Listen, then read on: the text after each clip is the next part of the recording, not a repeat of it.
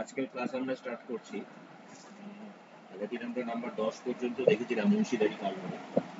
তো আজকে আমরা 11 নম্বর থেকে স্টার্ট করব। তো নাম্বার 11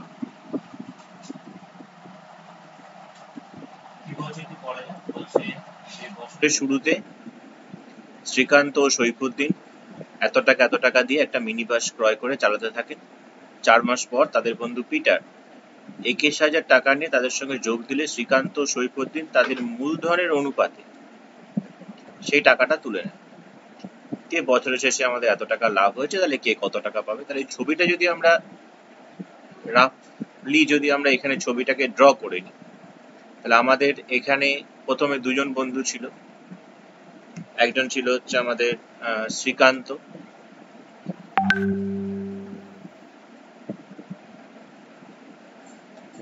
আর একজন ছিল হচ্ছে সৈফুদ্দিন। শ্রীকান্ত কত টাকা নিয়ে স্টার্ট করেছিল? 2 লক্ষ। এই দুজন বন্ধু ছিল।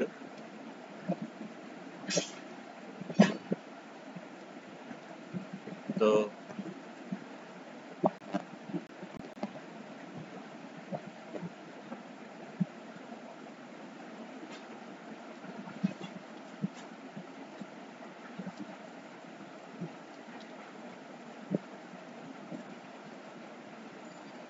তো শ্রীকান্ত দিয়েছে প্রথমে 2,40,000 টাকা,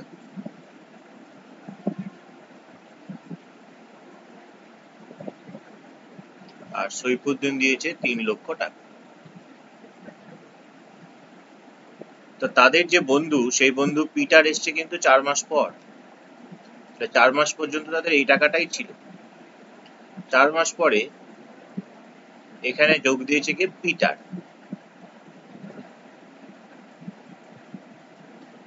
তো পিটার কত টাকা নিয়ে যোগ দিয়েছে? পিটার 81,000 টাকা নিয়ে যোগ দিয়েছে। এখন প্রশ্ন হচ্ছে, ব্যবসাটা হচ্ছে এমন, যেহেতু একটা বাস তারা ক্রয় করেছে, তো মিনি বাস, তো যখন তারা ক্রয় করে যখন চালাচ্ছে, নিশ্চয়ই এমন কোনো ব্যাপার নেই যে এই দুজন যখন শুরু করেছিল শ্রীকান্ত আর সৈফুদ্দিন, তখন ওই বাসে 4টে চাকার পরিবর্তে 3টে চাকা হয়েছিল, একটা চাকা পড়েছিল। 4 মাস পরে যখন শ্রীকান্ত এলো 81,000 টাকা নিয়ে, তখন সে 4 নম্বর চাকাটা লাগিয়ে নিল, সেটা নিশ্চয় নয়। বা ওই যখন বাসটা কিনেছিল, বাসের ভেতরে কোনো সিট তারা তৈরি করতে পারেনি, ত্রিপল পেঁচে সবাইকে বসিয়েছিল, তারপরে যখন পিটার যোগ দিল তখন তারা বাসের সিট গুলো করে দিল। কোনো ব্যাপার নয়। তাহলে পিটার যদি সেই ব্যবসায় যোগ দিতে চায়, তাহলে এই যে 81,000 টাকা, 81,000 টাকা তাহলে কি হবে সেটা বলে দিয়েছে। কি বলে দিয়েছে? বলছে শ্রীকান্ত এবং সৈফুদ্দিন তারা কি করছে, এই টাকাটা তাদের মূলধন অনুপাতে ভাগ করে তুলে নিচ্ছে। তাহলে এখন তাদের মূলধনের অনুপাত কত? যদি মূলধনের অনুপাত আমরা বের করি, সেটা হচ্ছে 2,40,000। ইস্টমে রাফে করছি, এটা পরে লিখছি আমি। 3 লক্ষ টাকা। তাহলে এখান থেকে পাওয়া যাচ্ছে 24:30, কারণ 4টে করে শূন্য চলে যাচ্ছে। 6 দিয়ে 4 6 24, 5 6 30, 4:5। তাহলে 81,000 টাকা যদি 4:5, অর্থাৎ শ্রীকান্ত 81,000 টাকা থেকে কত টাকা পাচ্ছে না, শ্রীকান্ত পাচ্ছে হচ্ছে 81,000 গুণ শ্রীকান্ত আনুপাতিক ভাগার হচ্ছে 4/9, 9 9 81, 9,000, অর্থাৎ 36,000। তার মানে শ্রীকান্ত কি করছে? শ্রীকান্তর যে টাকাটা ছিল, সেই টাকাটা সে 4 মাস পর তুলে নিচ্ছে। কত টাকা তুলে নিচ্ছে না, 36,000 টাকা। তাহলে এখানে মাইনাস করে দেওয়া হলো। তাহলে 2,40,000 টাকা ছিল, এটা 4 মাস চলছে। তাহলে 4 মাস পরে শ্রীকান্তর কত টাকা হবে না, 2,04,000 টাকা। একই রকম ভাবে 81,000 টাকা থেকে 81,000 টাকার এটা কত হচ্ছে, এ পাবে 45,000 টাকা। তাহলে এই 45,000 টাকা তুলে নিচ্ছে কে? সৈফুদ্দিন। তাহলে 45,000 টাকা তুলে নিচ্ছে। তাহলে এরও এখানে লিখে দিলাম মাইনাস 45,000 টাকা। তাহলে এর টাকা থাকছে কত এখন? 2,55,000 টাকা। তাহলে এই যে বাকি টাকা যেগুলো আছে এখন, শ্রীকান্ত, পিটার, হ্যানত্যান, এদের সবার টাকা বাকি কমাস থাকছে। 1 বছর হওয়া মানে 8 মাস থাকছে। মানে এই টাকাটা 8 মাস কাটছে, এই টাকাটা 8 মাস কাটছে, পিটার 81,000 টাকাও 8 মাস কাটছে। কে কত টাকা পাবে, এই হচ্ছে আমাদের এখানকার প্রশ্ন। তো এবার লিখি। প্রথমে যেটা লিখবো সেটা হচ্ছে শ্রীকান্ত ও সৈফুদ্দিনের মূলধনের অনুপাত।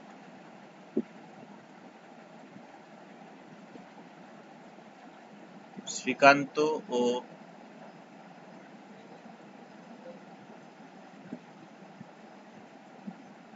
সৈফুদ্দিনের মূলধনের অনুপাত, না সেটা কত হচ্ছে, না হচ্ছে 2,40,000 ইস্টু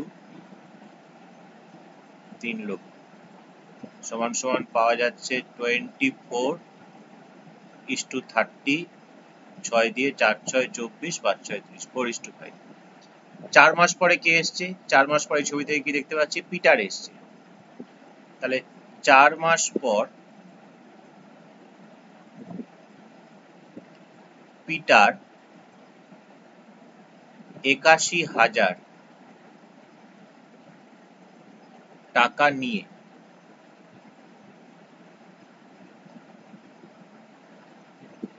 ওই ব্যবসায় যোগ দিলে শ্রীকান্ত টাকা তুলে নেয় কত হবে, না শ্রীকান্ত কোন টাকাটা তুলছে, না পিটার দিয়েছিল 81,000, শ্রীকান্তর হচ্ছে 4/9, আনুপাতিক ভাগ 8টা 4:5, তাহলে 4/9, 9 দিয়ে 81,000কে কাটলে হচ্ছে 9,000 সমান সমান কত আসছে, না আমাদের আসছে 36,000।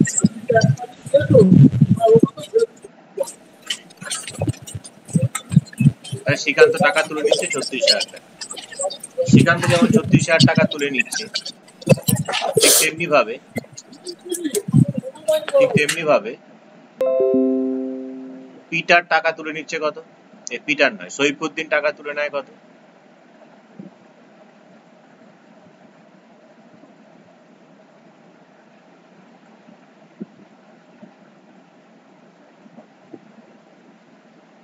সৈফুদ্দিন টাকা তুলে নিচ্ছে সে একই কাণ্ড 81,000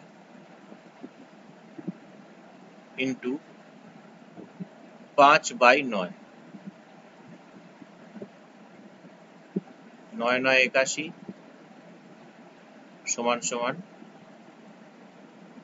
45,000 টাকা। তাহলে শ্রীকান্ত টাকা ছিল 2,40,000 টাকা, সৈফুদ্দিনের টাকা ছিল 3 লক্ষ টাকা। 4 মাস পর্যন্ত ছিল এটা, 4 মাস পরে তুলে নিচ্ছে শ্রীকান্ত 36,000 টাকা, সৈফুদ্দিন 45,000 টাকা। কোথার থেকে তুলছে, না যেহেতু তাদের সঙ্গে তাদের বন্ধু পিটার যোগ দিয়েছে, পিটার কত হাজার টাকা দিয়েছিল, 81,000 টাকা, সে 81,000 টাকা দিয়ে তারা এগুলো তুলে নিচ্ছে। তাহলে এখন তাদের বাকি যে 8 মাস, সে বাকি 8 মাস তাহলে শ্রীকান্তর টাকা কত খাটছে, তাহলে বাকি 8 মাস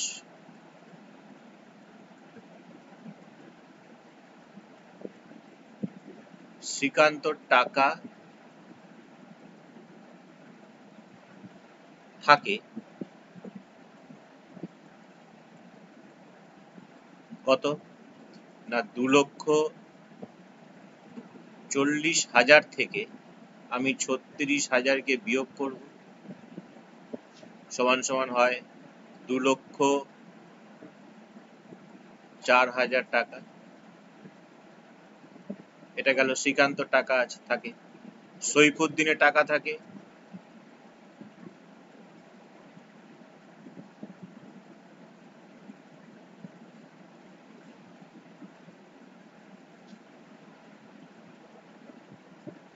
3 লক্ষ মাইনাস 45,000, সৈফুদ্দিন 45,000 টাকা পেয়েছে 81,000 টাকা থেকে, সমান সমান 2,55,000 টাকা।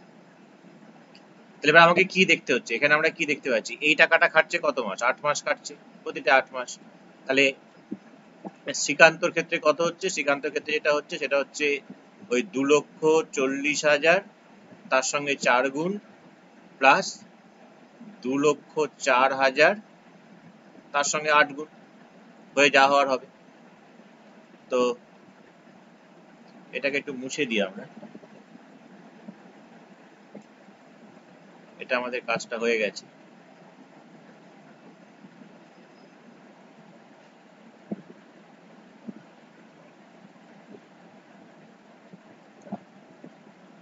আর সৈফুদ্দিনের কত হচ্ছে? সৈফুদ্দিনের এখানে ছিল 3 লক্ষ টাকা, সেই টাকাটা কেটেছে 4 মাস, আর তারপরে সে টাকা তুলে নেওয়ার পর হচ্ছে 2,55,000 টাকা কেটেছে 8 মাস। আর পিটারের ক্ষেত্রে কত না 81,000 টাকা কিন্তু 8 মাসই খাটছে। এগুলোকে আমাকে যোগ করতে হবে। তাহলে এই জিনিসটাকে এবার আমাকে লিখতে হচ্ছে এখানে, সেই লেখাটা একই জিনিস, লেখাটা একই জিনিস, অর্থাৎ শ্রীকান্ত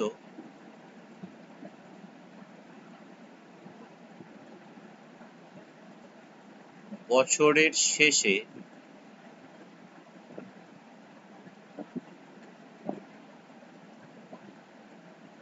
যে লভ্যাংশ পায়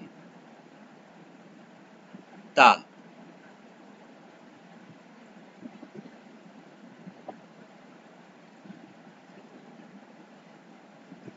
বছরের প্রথম মাসে পেতে হলে মাল ফোকাস কর।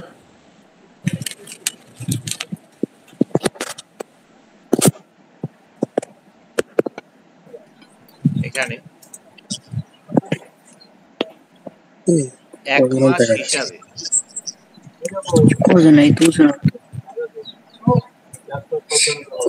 মিউট করে দাও।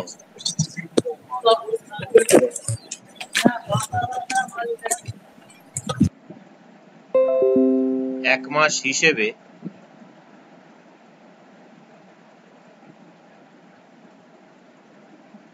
শ্রীকান্তর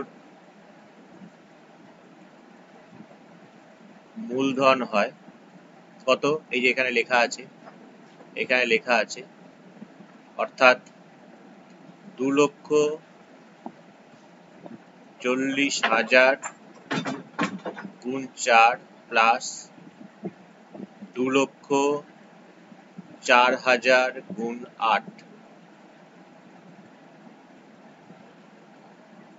তো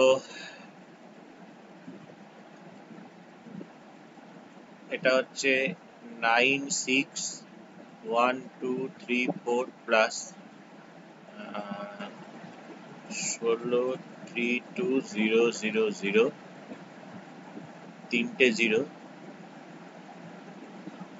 তিনটে জিরো বসছে, 2 আর 0 2, 3 আর 6 9, 6 9 15, 5 হাতে 1, এত টাকা।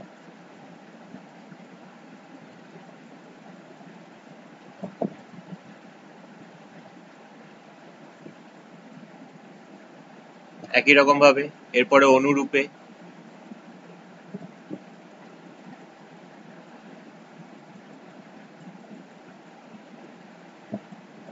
সৈফুদ্দিনের মূলধন হয়, এখানে লেখা আছে দেখো 3 লক্ষ ইন্টু 4, 2,55,000 গুণ 8। তো লিখি 3 লক্ষ গুণ 4 প্লাস 2,55,000 গুণ 8, তাহলে 3 4 12 লক্ষ প্লাস 0 0 0, 5 8 40, 0 হাতে 4, 5 8 40, 40 হাতে 4, আর 2 16 আর 4 20, 1 2 3 4, 4টে 0 আগে লিখি,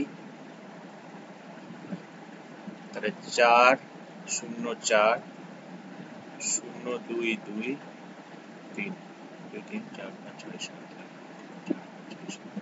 তাহলে এত টাকা। আর আরেকজন এসছে পিটার, পিটারের মূলধন হয় এই তো ৮১,০০০ গুণ ৮, ৮ একে ৮, ৮ আটে। তাহলে আমাদের এই যে স্কেচটা আমরা করেছিলাম এখানে, এই স্কেচটার কাজ আমাদের শেষ।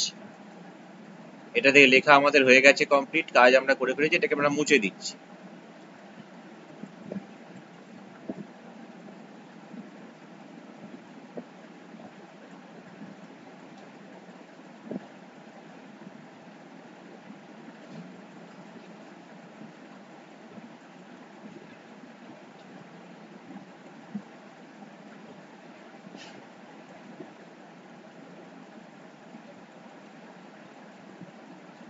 তো এবার তাহলে আমরা তাদের মূলধনের অনুপাতগুলোকে বের করছি। সুতরাং তাদের মূলধন আর লভ্যাংশ একই, লভ্যাংশের অনুপাত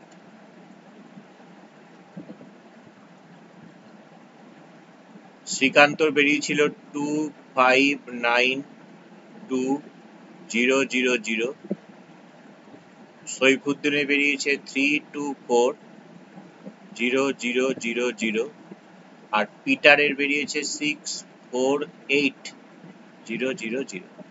তো 3টে করে 0 চলে গেলে এখানে পড়ে থাকে 2592, এখানে 3240, আর এখানে 648।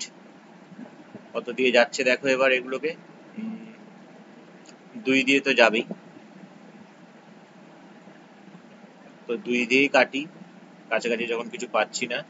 2 একে 2, 2 দুগুণে 4, 9 দুগুণে 18, 6 দুগুণে 12, 2 একে 2, 6 দুগুণে 12, 2 দুগুণে 4, 0, 3 দুগুণে 6, 2 দুগুণে 4, 4 দুগুণে 8, 324। আচ্ছা,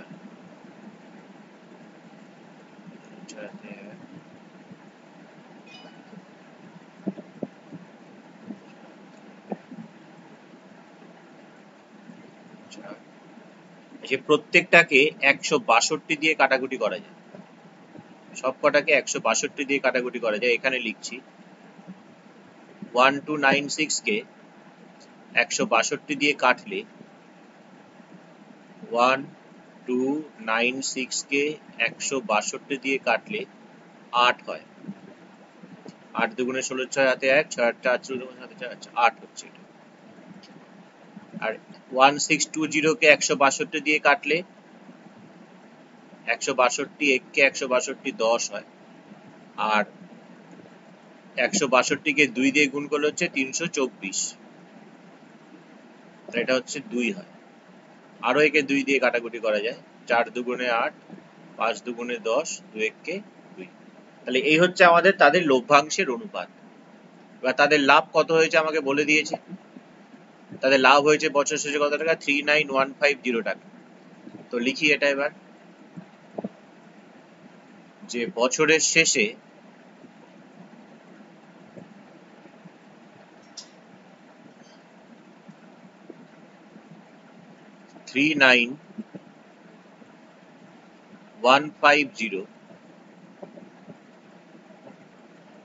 এত টাকা লাভ হলে, প্রথমে আসছে আমাদের শ্রীকান্ত। শ্রীকান্ত পাবে বা পায় 39,150 ইন্টু 4/10, 0 0 কেটে গেল, গুণ করলে হচ্ছে 4 5 20, 0 হাতে 2, 4 1 4 আর 2 6, 4 9 36, 6 হাতে 3, 3 4 12 আর 3 15, 15,660 টাকা। এটা পেল শ্রীকান্ত। সৈফুদ্দিন পায়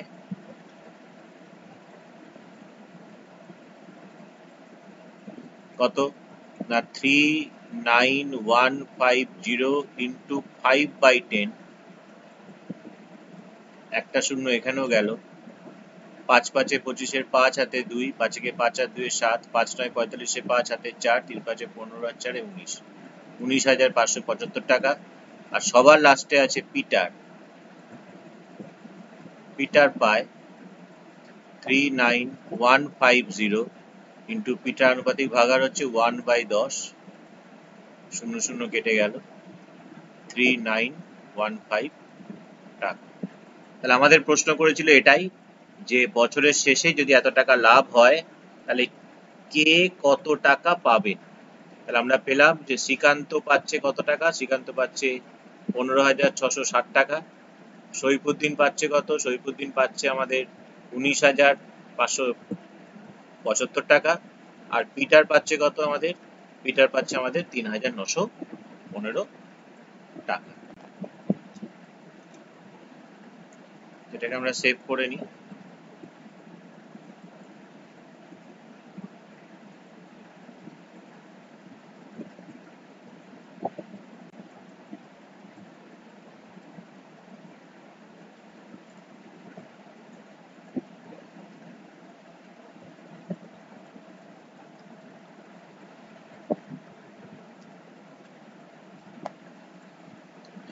নেক্সট পেজে যাই। নেক্সট অঙ্কটাতে যাই।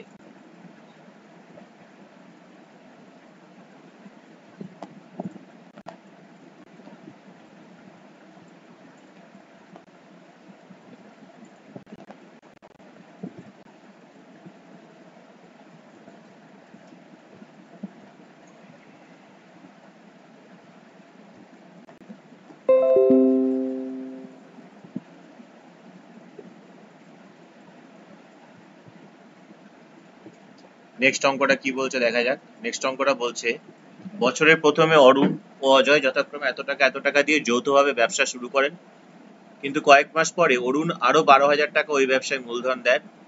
বছরের শেষে ওই ব্যবসায় এত টাকা লাভ হলো এবং অরুণ 7,130 টাকা লভ্যাংশ হিসেবে পেল। তাহলে প্রশ্ন করেছি যে অরুণ কত মাস পরে ব্যবসায় টাকা দিয়েছিল। তো এই যে ছবিটা যদি আমরা আঁকি, অরুণ আর অজয় এই দুজনে মিলে শুরু করেছে ব্যবসা। অরুণ আর অজয় এই দুজনে মিলে ব্যবসা শুরু করেছে এবং অরুণ দিয়েছিল 24,000 টাকা, অজয় দিয়েছিল 30,000 টাকা। কয়েক মাস পর, কত মাস পরে সেটা আমরা জানি না, কয়েক মাস পরে অরুণ কি করছে, অরুণ আরো কিছু টাকা দিচ্ছে। কয়েক মাস পরে অরুণ আরো কত টাকা দিচ্ছেন, আরো 12,000 টাকা দিচ্ছে। এখানে প্লাস দিলাম, প্লাস দেওয়া মানে আরো টাকা সে দিচ্ছে। তাহলে কয়েক মাস পর, যেটা আমরা জানি না, কয়েক মাস পরে তার টাকা তাহলে কত হয়ে যাবে, তখন 36,000 টাকা হয়ে যাবে। আর কিন্তু কিছু বলেনি, দিয়ে বলেছে যে বছরের শেষে লাভ হয়েছে। তার মানে বছরের শেষে লাভ মানে আরো এখানে জমাস দিয়েছে, তারপরে এক বছর হতে গেলে যা লাগে সেটা আমাদের লাগছে এখানে।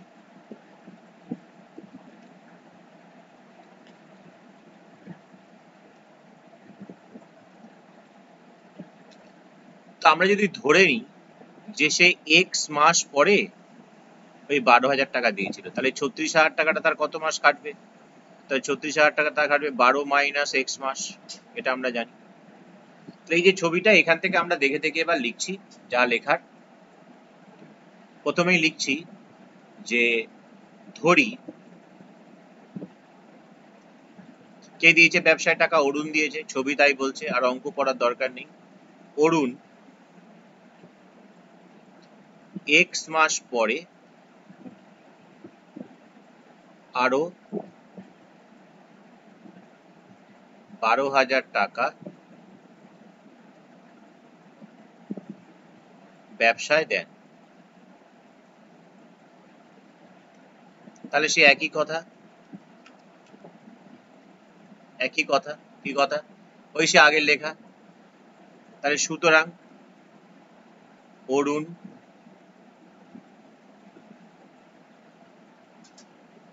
বছরের শেষে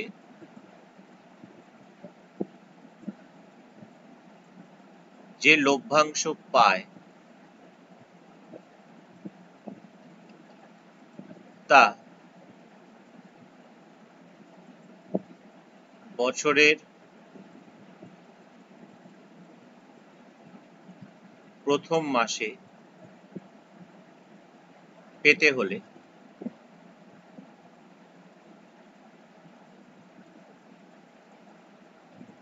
এক মাস হিসাবে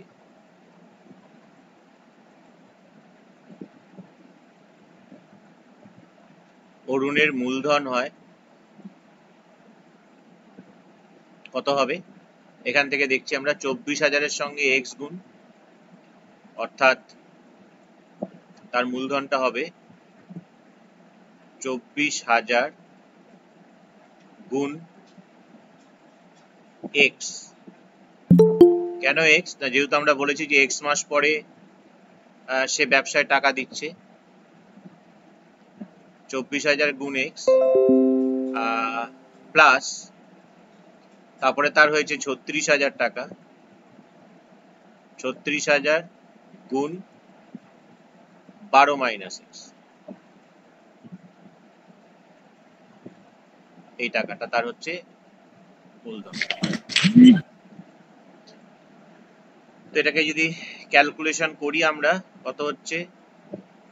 এখানে হচ্ছে আমাদের 24,000 x প্লাস 12 দিয়ে গুণ করলে 6 বারং 72, 2 হাতে 7, 3 বারং 36 আর 7 43 মাইনাস 36,000 x এত টাকা। তাহলে আলটিমেটলি যেটা পাচ্ছি 432,000 প্লাস প্লাস নয় মাইনাস 24 থেকে 36 গেলে হচ্ছে 12,000 x। তাহলে অরুণের এক মাস হিসেবে মূলধন হচ্ছে এটা। অরুণের পরে আছে অজয়, অনুরূপে দিয়ে চালিয়ে দিচ্ছি এবার। অনুরূপে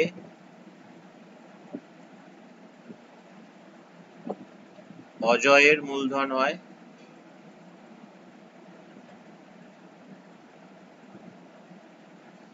অজয়ের ক্ষেত্রে কত হচ্ছে মূলধন? অজয়ের তো একবারই সে টাকা দিয়েছিল, ছবিতে তাই দেখাচ্ছে 30,000 টাকা দিয়েছিল, পুরো এক বছরই ছিল, তার মানে 30,000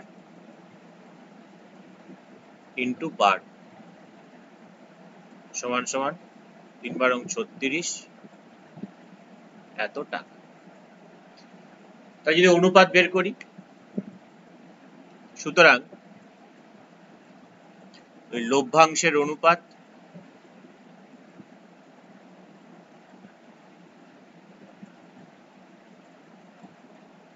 (432,000 মাইনাস 12,000 x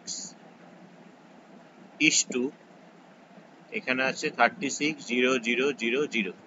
তো দেখো তিনটে করে শূন্য, যেমন এখান থেকে 1000 কমন যায়, এই যে তিনটে শূন্য আছে, তিনটে শূন্য আছে, আর এখানেও তিনটে শূন্য আছে, তাহলে এসব তিনটে শূন্য বেরিয়ে গেল। তাহলে বেরিয়ে গেলে কত হচ্ছে তাহলে বলো? বেরিয়ে গেলে হচ্ছে এখানে হচ্ছে আমাদের 432 মাইনাস 12x, সেটা লিখছি 432 মাইনাস 12x ইস্টু এখানে থাকবে কত আমাদের 360।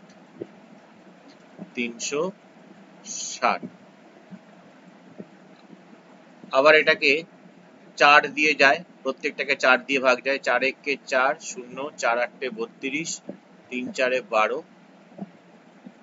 এটা হচ্ছে 4 9 36 90, প্রত্যেকটাকে আবার 3 দিয়ে ভাগ যায়, 3 3 9, 3 6 18, 36 মাইনাস x ইস্টু 30। তাহলে আমরা আমাদের তরফ থেকে কিন্তু তাদের মূলধনের অনুপাতটা বের করে নিলাম। এইবার দেখো বলছে বছরের শেষে কত টাকা লাভ হচ্ছে। বছরের শেষে ওই ব্যবসায় কত টাকা লাভ হয়েছে? 14,030 টাকা। তো লেখা যাক যে বছরের শেষে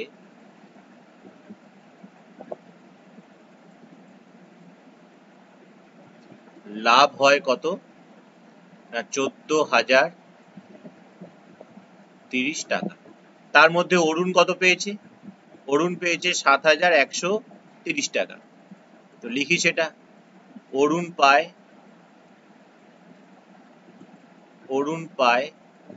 7,130 টাকা। তাহলে এই টাকাটা লাভ হয়েছিল। অরুণ যদি এই টাকাটা পায়, তাহলে আরেকজন যে আছে অজয়, তাহলে অজয় কত পাবে নিশ্চয়ই পেয়ে যাব। তাহলে অজয় পায় 14,000 30 থেকে 7130 কে বিয়োগ করে দিই, সমান সমান কত হচ্ছে 0 0 9 হাতে 1, 6900 টাকা। তাহলে সুতরাং তাদের লভ্যাংশের অনুপাত কত হচ্ছে,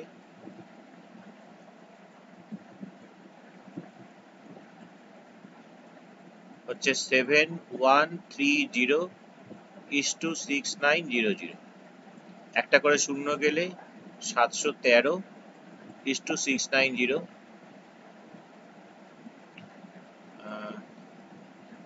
এটা কিছু দিয়ে কাটাকুটি যায় নাকি দেখো, 3 দিয়ে তো এটা যায়, 3 দিয়ে এটা যাবে, 3 দুগুণে 6, 11, 3 3 9 যাবে না, 23 দিয়ে এটা যায়, 23 দিয়ে এটা যাবে, 23 দিয়ে 713 কে ভাগ যাচ্ছে নাকি দেখো, 3 3 9, 3 দিয়ে গেলে 3 3 9, 3 দুগুণে 6, 2 23, 23 1 23, 23 দিয়ে যাচ্ছে, 23 দিয়ে এটা গেলে হচ্ছে 31, আর 23 দিয়ে এটা গেলে হচ্ছে 31:30।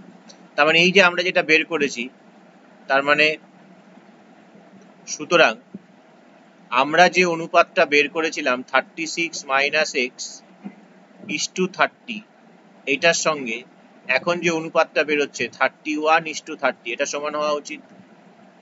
তাহলে এখান থেকে আমরা কি লিখতে পারি, 36 - x/30 is equal to 31/30, 30 30 কেটে গেল। তাহলে এখান থেকে আমরা যেটা পাচ্ছি সেটা হচ্ছে 36, 31 বাদিকে আসলে -31 হয়ে যাবে, -x ডান দিকে গেলে +x হয়ে যাবে। তাহলে 5 = x, 5 = x মানে x = 5। আমরা তো এটাই ধরেছিলাম, প্রশ্ন তো এটাই করেছিল। প্রশ্ন কি করেছিল, যে অরুণ কত সময় পরে ব্যবসায় টাকা দিয়েছিল। আমরা কি ধরেছিলাম, অরুণ x মাস পরে টাকা দিয়েছিল, আর x এর মান কত পেলাম আমরা, x এর মান পেলাম হচ্ছে 5।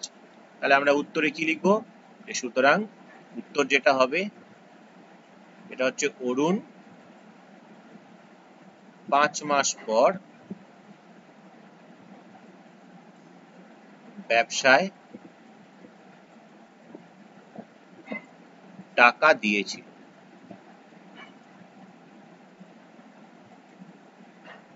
বোঝা গেল আশা করি, না বুঝতে পারলে বলতে পারো। মেহেদি বোঝা গেছে? হ্যাঁ স্যার। তো পরের অঙ্কটা একটু দেখা যাক।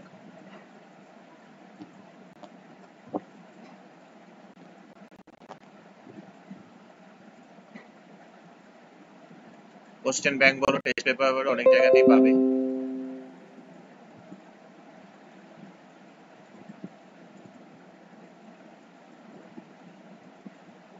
তো অঙ্কটা বলছে এটা, যে কুমারটুলির 3 জন মৃৎশিল্পী একটি সমবায় ব্যাংক থেকে যৌথভাবে, মানে 3 জনে একসঙ্গে মিলে এত টাকা ধার করেছে, যে একটা মৃৎশিল্পের কারখানা স্থাপন করেছে। তারা কি চুক্তি করেছে, যে প্রতি বছর ব্যাংকের যে কিস্তি এত টাকা দেওয়ার পরে যেটা বাকি লাভ থাকবে সেটা তাদের অর্ধেক কাজের দিনের অনুপাতে আর বাকি অর্ধেক সমান ভাগে ভাগ করে নেবে। তো আমরা যদি এই জিনিসটাকে আগে বুঝি একটুখানি, প্রথম কথা ধরো এটা হচ্ছে তাদের টোটাল লাভ, ধরে নাও এই লাভের থেকে তারা ব্যাংকের একটা টাকা শোধ করে দিচ্ছে, এই টাকাটা ব্যাংকের জায়গায় চলে যাচ্ছে।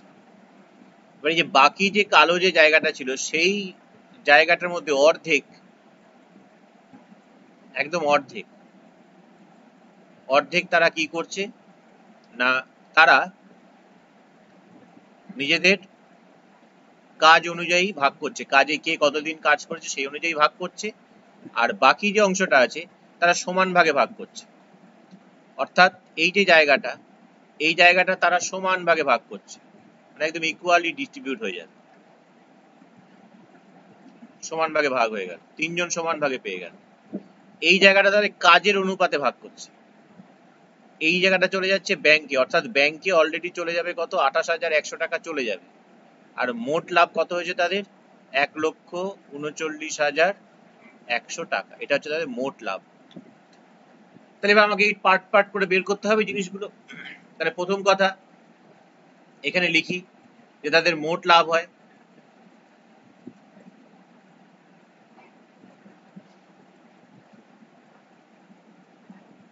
হচ্ছে 1,39,100 টাকা। বেশ, ব্যাংকে কত টাকা দিতে হচ্ছে তাদেরকে? ব্যাংকে দিতে হচ্ছে 28,100 টাকা। তাহলে লিখে দিই এখানে যে ব্যাংকের কিস্তি 28,100 টাকা দিয়ে দিলে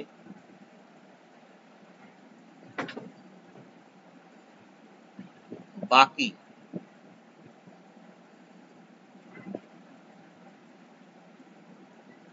লভ্যাংশ থাকে না। তো 1,39,100 থেকে 28,100 বাদ চলে গেল, তাহলে কত টাকা থাকলো তার কাছে? 0,0,0, 8-এর পরে 9 1, 2-এর পরে 3 1, তাহলে 1,11,000 টাকা তাদের কাছে এখন থাকলো। অর্থাৎ এই যে সবুজ আর নীল, এই সবুজ আর নীল মিলে তাদের কাছে কত থাকছে? 1,11,000 টাকা। অর্ধেক, এর অর্ধেক, অর্থাৎ এর অর্ধেক কত হয়?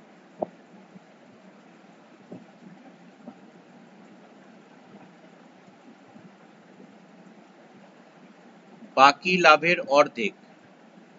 অর্ধেক মানে একে 2 দিয়ে ভাগ করতে হবে।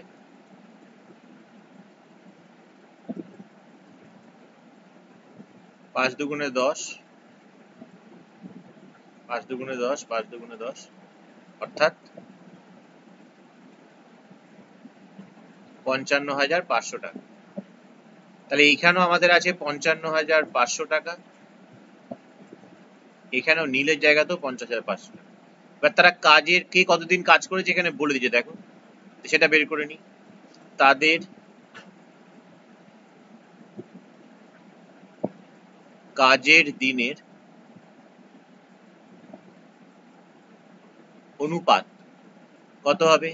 একজন কাজ করেছে 300 দিন, একজন করেছে 275 দিন দ্বিতীয় জন, আর তৃতীয় জন করেছে 350 দিন। তো মোটামুটি এটাকে সব করার থেকেই 5 দিয়ে তো কাটাকুটি যাই, 5 6 30, 0, 5 5 25, 5 5 25, 55, 5 7 35, 0, 5 12 60, 5 11 55, 5 14 70। তাহলে কাজের দিনের অনুপাতে এই টাকাটা, তাহলে কাজের দিনের অনুপাতে যদি ভাগ হয়, তাহলে কাজের দিনের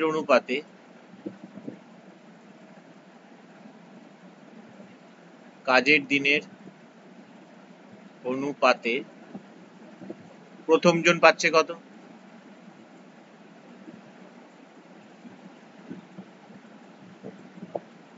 প্রথম জন পায় 55,500 গুণ 12 বাই, যোগ করলে কত হচ্ছে বলো?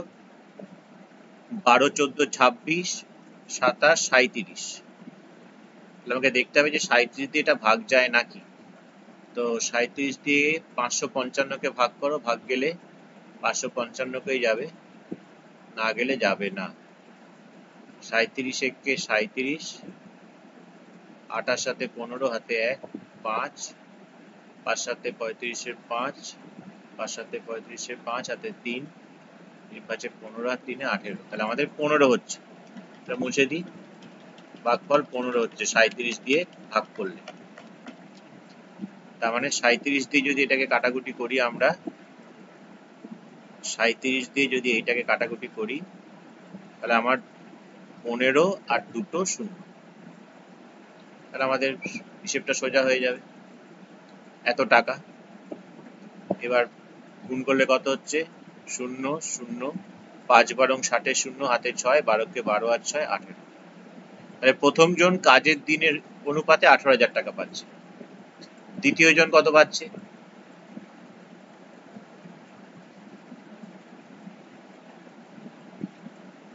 দ্বিতীয় জন পাবে 55,500 গুণ 11/37, আর 37 দিয়ে ভাগ করলে কত হয় আমরা জানি, 37 দিয়ে এটাকে ভাগ করলে হচ্ছে 15 আর দুটো শূন্য, এত টাকা সমান সমান কত হচ্ছে 0 0 5 11 55 5 হাতে 5, 11 কে 11 আর 5 এ 16, 16,500 টাকা দ্বিতীয় জন পাচ্ছে। আচ্ছা তৃতীয় জন কত পাবে?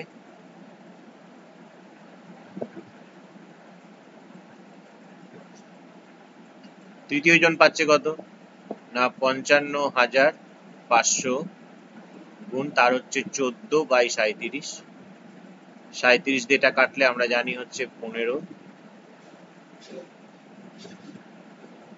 এত টাকা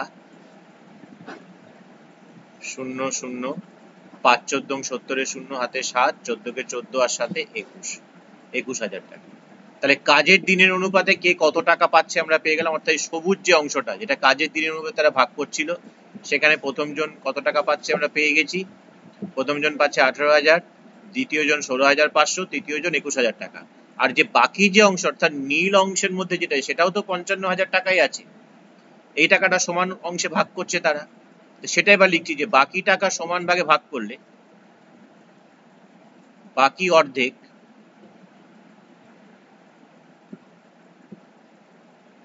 সমান ভাগে ভাগ করলে প্রত্যেকে পায়। প্রত্যেকে পাচ্ছে কত টাকা না 55,500 কে ভাগ করছি 3 দিয়ে, 3 একে 3, 4 5 2, 3 8 24, 3 5 15, 18,500 টাকা। তাহলে আমরা কি বলতে পারি? তাহলে সুতরাং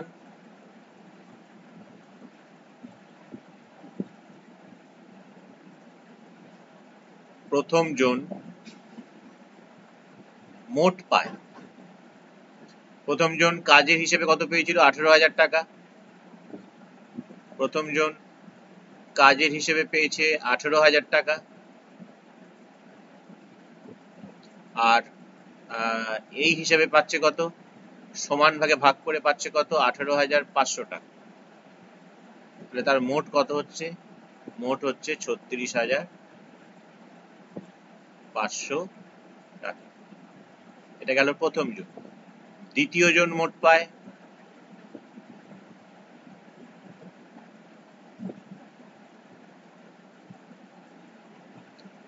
প্রথমে সে কাজের হিসেব অনুযায়ী পেয়েছিল 16,500 টাকা, আর সমান ভাগ করে সে পাচ্ছে 18,500 টাকা, সমান সমান কত হচ্ছে তাহলে বলো? 16 18 34 আর 1 35,000 টাকা। আর যে তৃতীয় ব্যক্তি আছে, তৃতীয় জন মোট পায়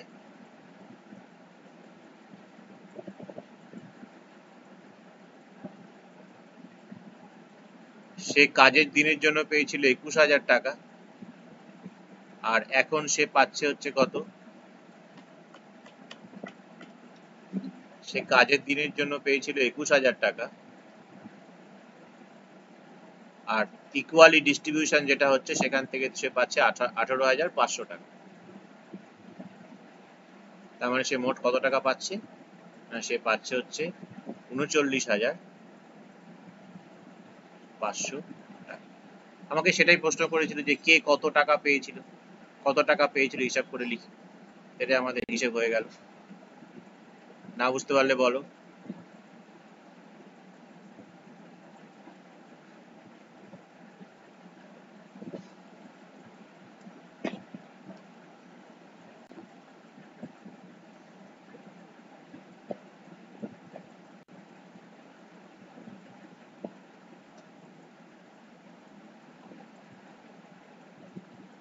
বাকি যে 14-15টা অঙ্ক আছে সেটা আমি তোমাদের হোমওয়ার্কের জন্য রেখে দিলাম, না পারলে আমাকে বলবে।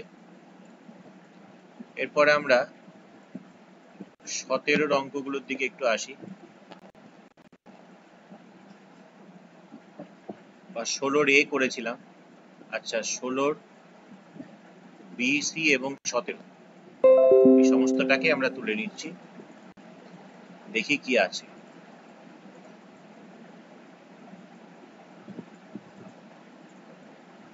তো ফার্স্ট অফ অল তোমরা দেখো সত্যি না মিথ্যে চেয়েছে, বিয়েরটা বলেছে সত্যি না মিথ্যে লেখো।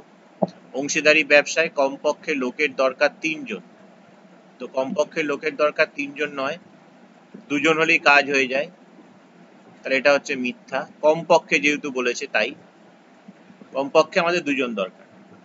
তারপরটা বলছে একটি ব্যবসায় রাজু আর আসিফের মূলধনের অনুপাত 5:4, অনুপাত অনুযায়ী রাজুর বেশি আসিফের কম।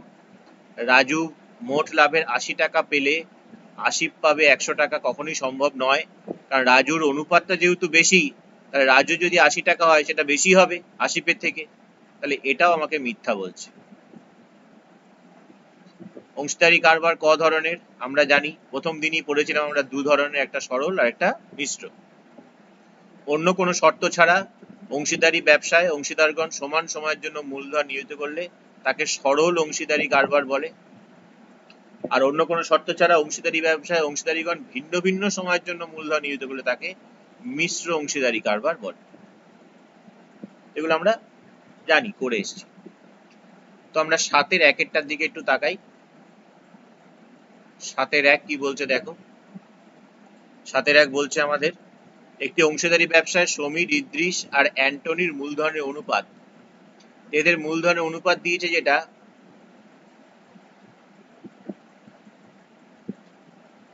অনুপাতে মানে ভগ্নাংশে দিয়েছে। এই ভগ্নাংশ দিয়ে কখনো অনুপাত রাখবে না, অনুপাত সবসময় পূর্ণ সংখ্যায় নিয়ে আসবে। এটা পূর্ণ সংখ্যা আনতে গেলে কি করতে হয় আমাদেরকে, করতে হয় হচ্ছে এটা, এই যে নিচের হরে যে সংখ্যাগুলো আছে অর্থাৎ 6, 5 এবং 4, এদের আমরা লসাগু করব, মুখে মুখেই লসাগু হয়ে যায়।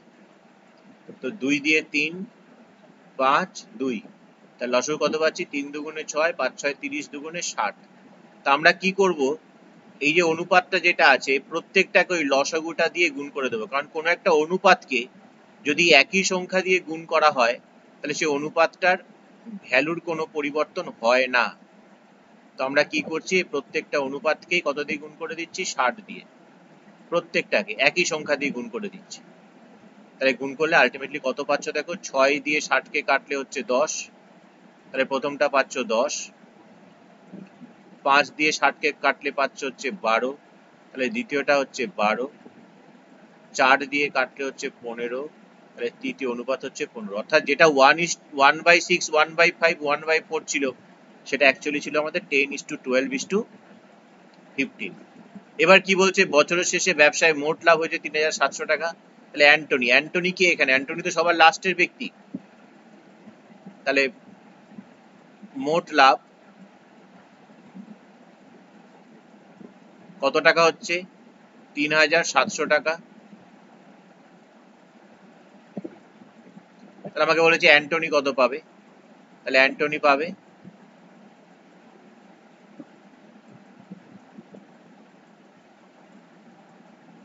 3,700 গুণ অ্যান্টনির ওখানে হচ্ছে অনুপাত 15, যোগ করলে কত হয় দেখো, 15, 12, 27 আর 10 37, এত টাকা।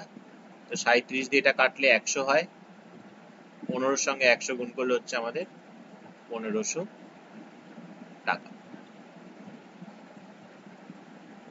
নাম্বার 2 এর অঙ্কটা করার আগে আমরা দেখো এরকম টাইপের অঙ্ক বোধহয় করেছি, অনুপাত সমানুপাতে, যে A:B 2:3, B:C 4:5 হলে A:B:C কত, মনে করে দেখো। এরকম অঙ্ক কিন্তু আমরা করেছি, অনুপাতের অঙ্ক। এই অঙ্কটা অনেকটা সেরকমই অঙ্ক, অনেকটা। পৃথা আর রাবেয়ার মূলধনের অনুপাত 2:3, আর রাবেয়া আর জেসমিনের মূলধনের অনুপাত 4:3। মানে এটা যদি পৃথা ধরি, মানে পৃথাকে যদি এ ধরা হয়, ধরি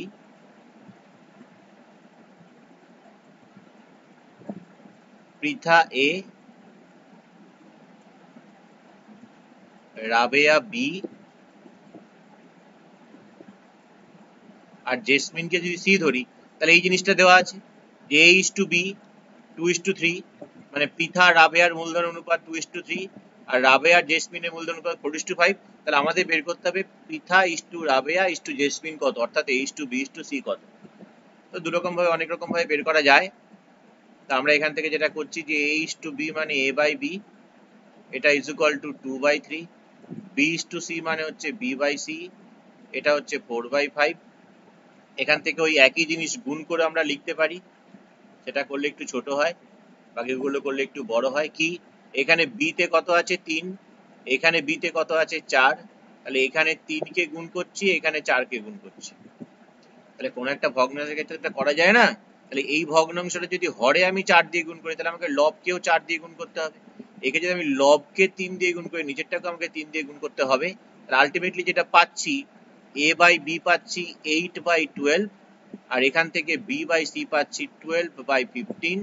তাহলে সুতরাং আমরা বলতে পারি A is to B is to C and that is equal to 8 is to 12 is to 15।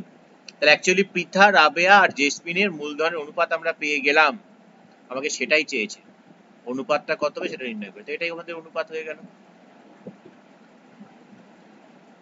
Number 3, দুজনের একটি অংশীদারি কারবারে, তাহলে 1 গেল 2 গেল, দুজনের একটি অংশীদারি ব্যবসায় মোট লাভ হচ্ছে 1500 টাকা, রাজীবের মূলধন 6000 টাকা এবং লাভ পেয়েছে 900 টাকা। তাহলে দেখো, লক্ষ্য করে দেখো, মোট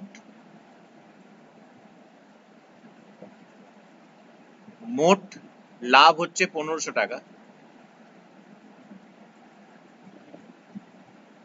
মোট লাভ বলেছে 1500 টাকা, আর রাজীবের মূলধনটাও দিয়েছে, রাজীবের আবার লভ্যাংশটাও দিয়েছে। তো রাজীব যদি লাভটা কত টাকা পাচ্ছে 900 টাকা, তাহলে রাজীব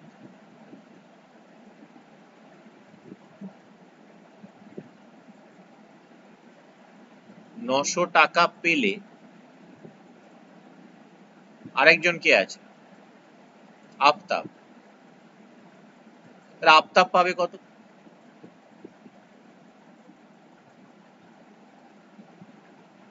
মোট যদি 1500 টাকা লাভ হয়, সেখান থেকে যদি 900 টাকা রাজীব পায়, তাহলে বাকি টাকা আফতাব পাবে, অর্থাৎ আফতাব পাচ্ছে 600 টাকা। তাহলে রাজীব 900 টাকা, আফতাব 600 টাকা, তাহলে লভ্যাংশের অনুপাত কত?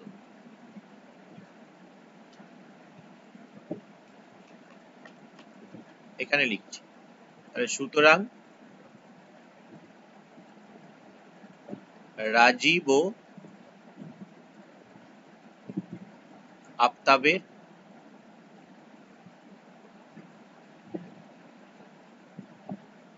লভ্যাংশের অনুপাত,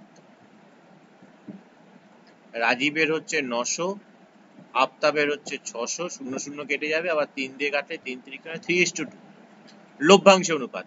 আচ্ছা, রাজীব কত টাকা দিচ্ছে মূলধন?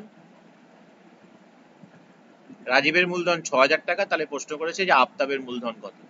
দেখো, এই 3 কে 6000 করতে গেলে আমাকে কত দিয়ে গুণ করতে হবে? 2000 দিয়ে গুণ করতে হবে। তাহলে আমি দুদিকেই 2000 দিয়ে গুণ করে দিচ্ছি, একবারে হয়ে যাবে। তাহলে একটা অনুপাতকে একই জিনিস দিয়ে গুণ করাই যায়, একটু আগেই দেখলাম।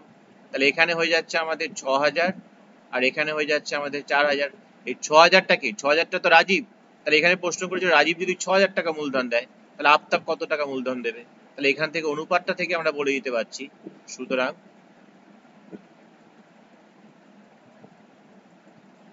আফতাবের মূলধন হবে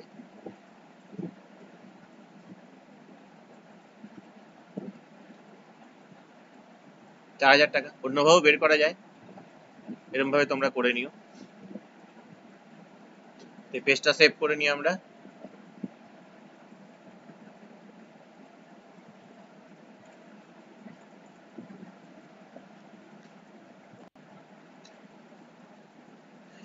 শেষের দুটো অঙ্ককে তুলে নিই, দিয়ে পরের পেজে যাই।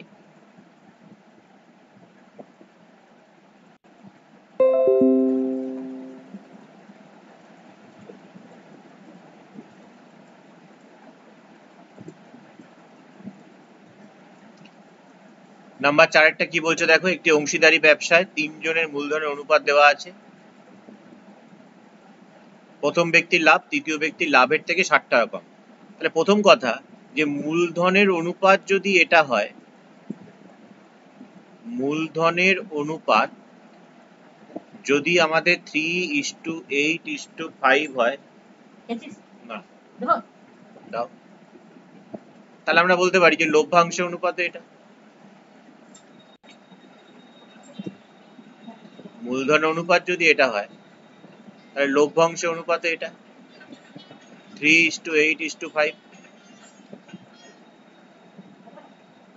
এখান থেকে লাভটা আমরা ধরে নিই, ধরি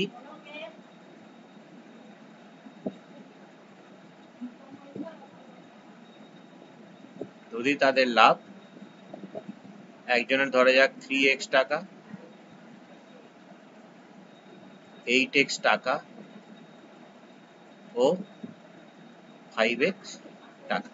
আমাদের এখানে তিনজনের দিয়েছিল লাভটা, আমাদের এখানে লাভটা কি দিয়েছিল, তিনজনের দিয়েছে।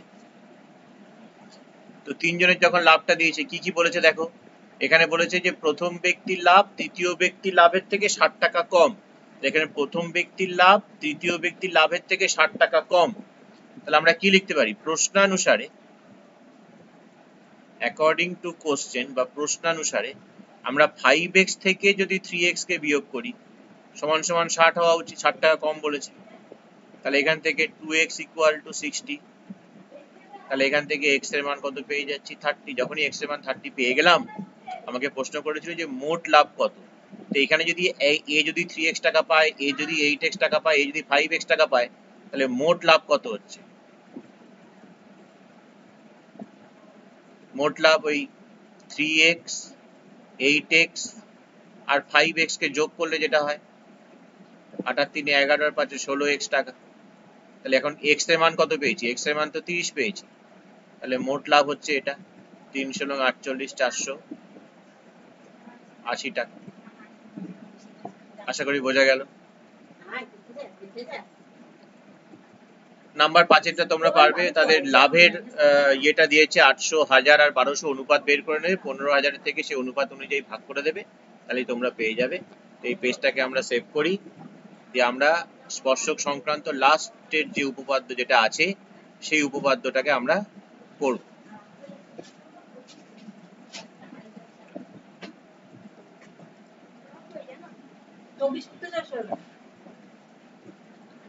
তো আমরা যদি লাস্ট উপপাদ্য করি, উপপাদ্যের নাম্বারটা কত আমরা জানি না,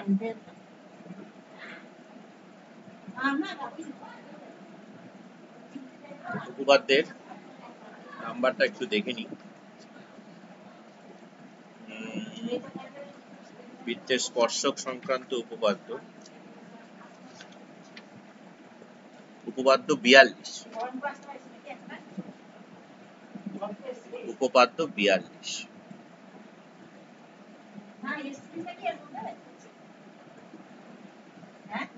তো আমরা এইটা করব। তো আমরা স্টেটমেন্টটা লিখি, আমি কি প্রমাণ করতে হবে, যে প্রমাণ করো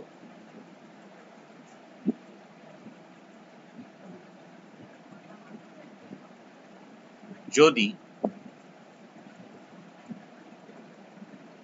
দুটি বৃত্ত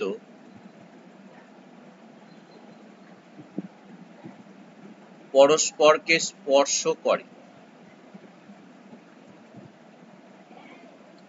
তাহলে স্পর্শ বিন্দু ও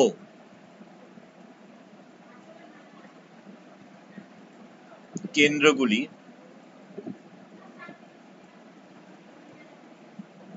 সমরেখ হবে।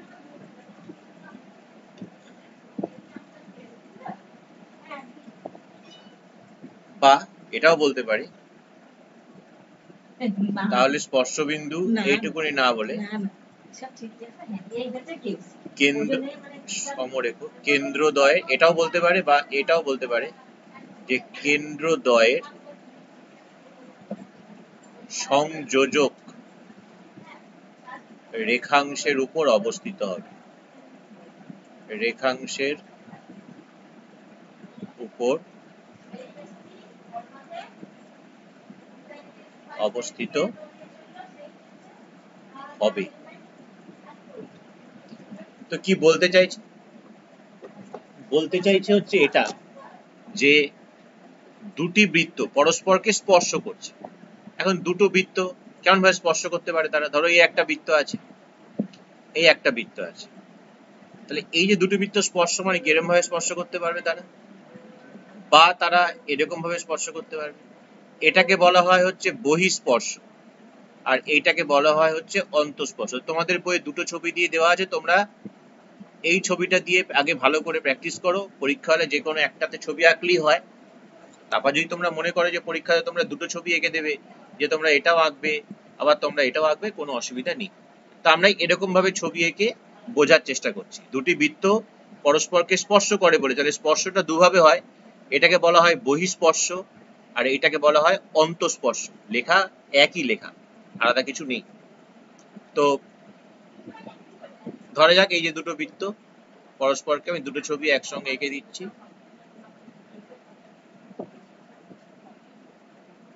বহিঃস্পর্শ করছে, অন্তঃস্পর্শ করছে। তো দুটো বৃত্ত, ধরা যাক যে এই বৃত্তটার কেন্দ্র ধরা যাক এ, এই বৃত্তটার কেন্দ্রের স্থানাঙ্ক এ, এই বৃত্তটার কেন্দ্রের স্থানাঙ্ক বি, এবং তারা পরস্পরকে এই সি বিন্দুতে স্পর্শ করছে ধরে নি। তাহলে এই ক্ষেত্রেও এই বৃত্তটার কেন্দ্রের স্থানাঙ্ক এ, এই বৃত্তটার কেন্দ্রের স্থানাঙ্ক বি,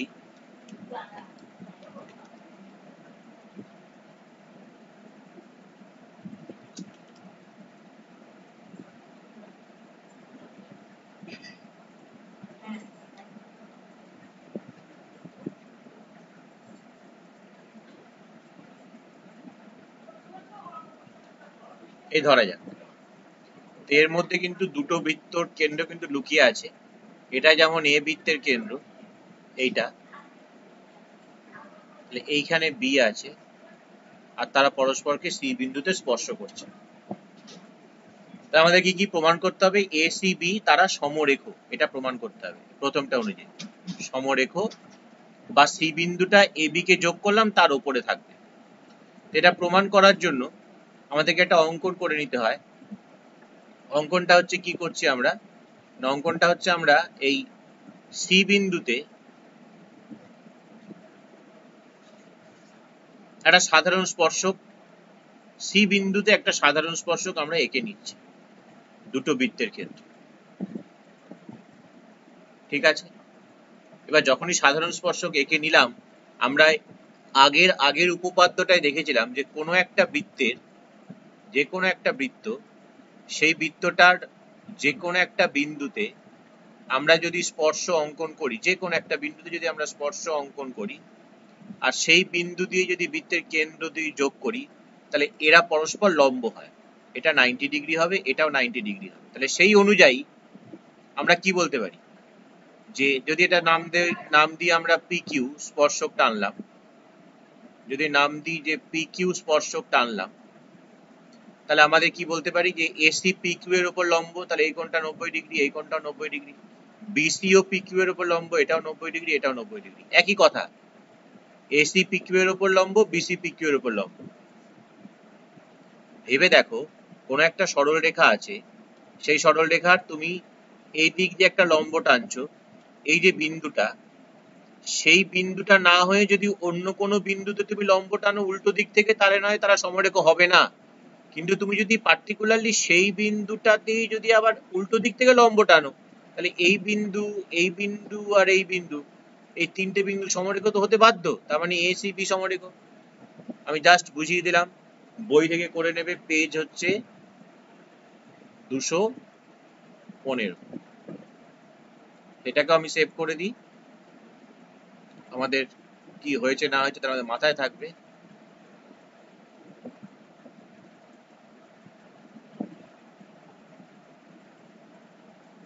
তো আজকের ক্লাস আমরা এখানেই শেষ করছি।